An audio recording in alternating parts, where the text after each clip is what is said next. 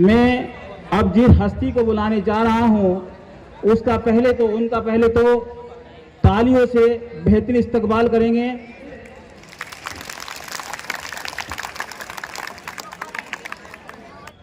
पूर्व प्रिंसिपल साहब जनाब इंतखाब आलम जी से गुजारिश करूंगा आप आए और बच्चों को दुआओं से नवाजें। जो ये एहसास हो कि हाँ ये कोई इंटर कॉलेज है। जनाब प्रिंसिपल साहब, डॉक्टर गयूर साहब और हमारे एक वरिष्ठ बहुत ही बुद्धिजीवी हिंदी के प्रवक्ता शेषराज जी, तो मैं बहुत ही कम समय में थोड़ी ही बात कहूँगा, क्योंकि मैं मानता हूँ कि आप सब लोग अब बोर हो चुके होंगे। कार्यक्रम भी काफ़ी लंबा हो गया, लेकिन फिर भी इसे थोड़ा संक्षेप में किया गया। तो जैसा कि हम सब आज गणतंत्र दिवस के लिए इकट्ठा हुए और ये 76वां गणतंत्र दिवस मना रहे हैं।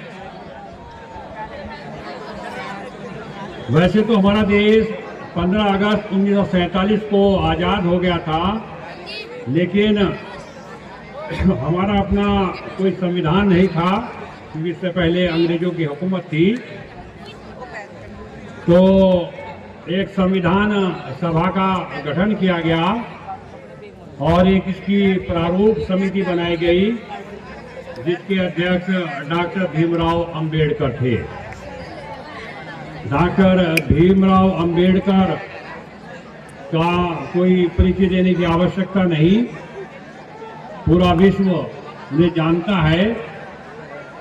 और उन्होंने 2 वर्ष 11 महीने 18 दिन की कड़ी मेहनत के बाद एक भारत का ऐसा संविधान तैयार किया गया जो विश्व में इसका लोहा माना जाता है।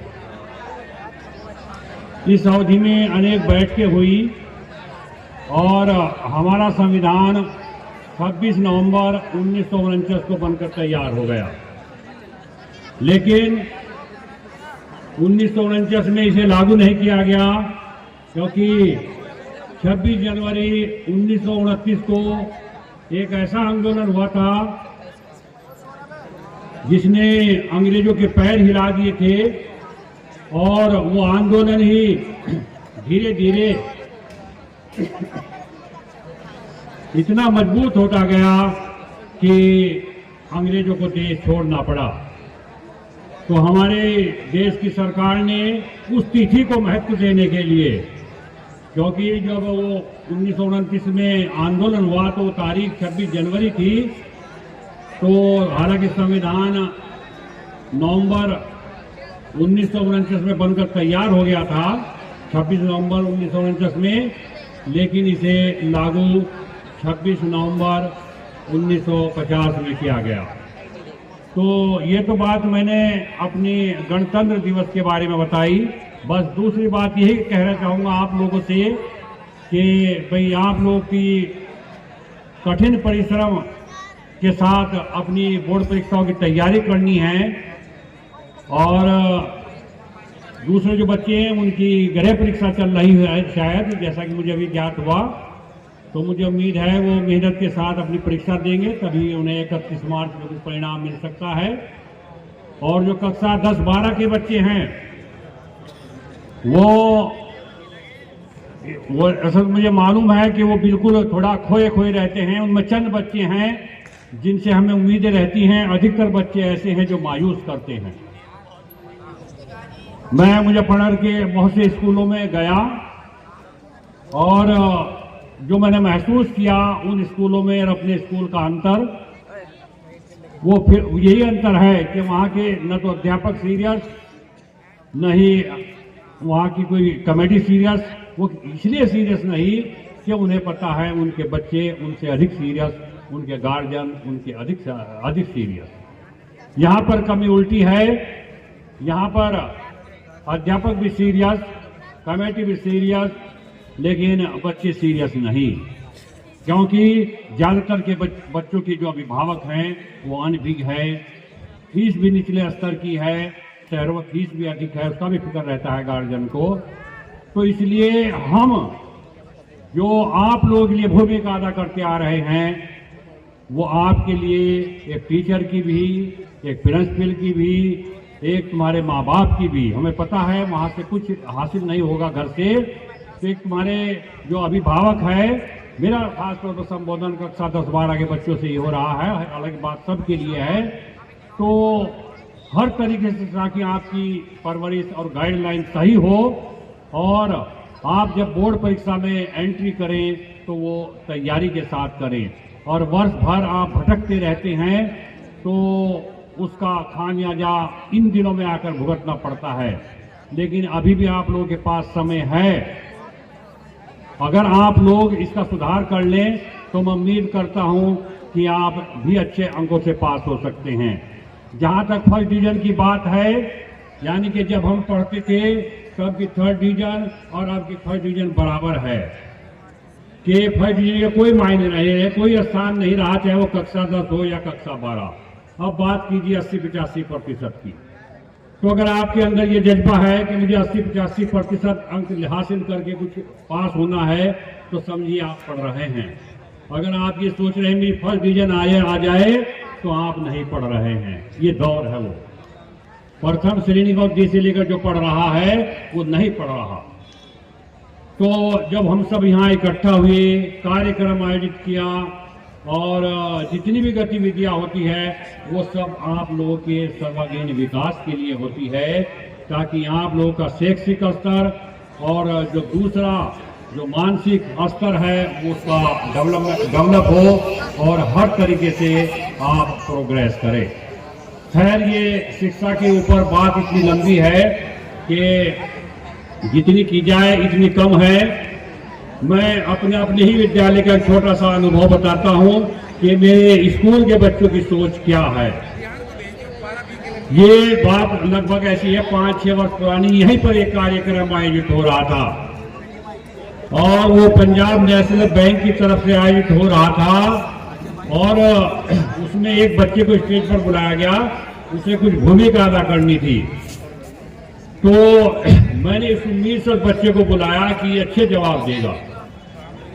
बच्चा आया, बच्चे बहुत अच्छे जवाब दे रहा था, लेकिन जब उससे ये पूछा गया कि बेटा तुम बड़े होकर क्या बनना चाहते हो, तो बच्चे ने कहा कि मैं सऊदी जाना चाहता हूँ।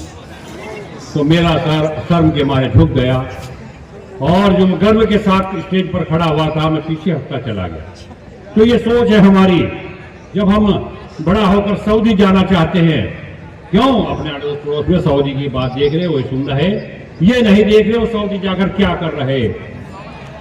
अरे कोई सीमेंट के कट्टे धो रहा, कोई सरिया काट रहा, कोई लकड़ी पर आरी चला रहा। सच्चाई को जानिए, सऊदी अरब जाइए, उनको ठोक कर जाइए, लेकिन कोई कोर्स डिप्लोमा कोई डिग्री लेकर जाइए, ताकि आप अपने आप पर भी गर्व करें और आपके माँ बाप और हम भी आप लोगों पर गर्व करें। तो पढ़ाई का स्तर आज के दौर में अगर कुछ करना है, बच्चे जो खासतौर पर लड़कों का ही संबोधन है मेरा, क्योंकि लड़कियों का इसलिए फोकस नहीं मैं कर रहा हूं कि लड़कियों से मुझे पूरी उम्मीद है कि वो अपने काम को सही अंजाम दे रही हैं, उनकी मुझे परवाह नहीं। और मैं जब भी कहीं विद्यालय में जाता हूं, मैं इस बात को कहता हूं कि जब मैं सन 2009 में प्रिंसिपल बना तो इस विद्यालय में 100-150 लड़कियां थी। मैंने लड़कियों को ऐसा वातावरण दिया कि लड़कियों को ने घर से ज्यादा अपने आप को विद्यालय में सुरक्षित किया और उसकी बदौलत आज 600-700 लड़कियां हैं।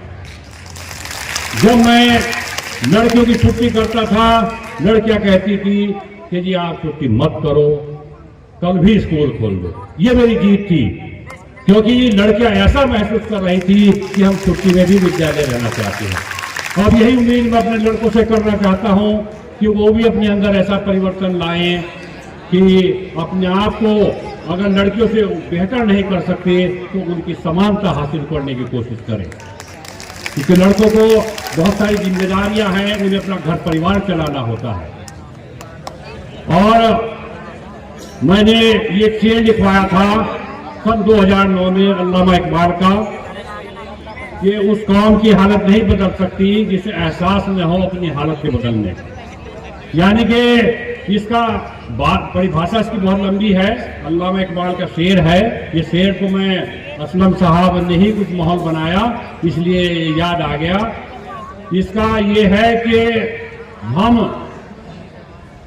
पढ़ाई तो कर नहीं रहे और हम ये कह रहे कि भाई खुदा या भगवान हमारे प्रथम श्रेणी से पास कर दे, 80% से पास कर दे, तो ऐसा संभव नहीं है। खुदा ने खुद ही कह दिया कि उसकी हालत नहीं बदल सकती जो अपनी मेहनत बने, जो खुद नहीं करेगा। यानी कि जब तक आप नहीं पढ़ाई करने के, दिन रात एक नहीं करने के, तो आप तरक्की नहीं कर सकते। आप अपनी जो भी आपका टारगेट है 70-80% का, वो हासिल नहीं कर सकते। इसलिए आपको पढ़ना होगा, दिन रात पढ़ना होगा। पढ़ने के बाद आप खुदा से, भगवान से दुआ कीजिए तो आपकी दुआ कबूल होगी। और खैर बात तो मैं बहुत लंबी हो जाता हूँ।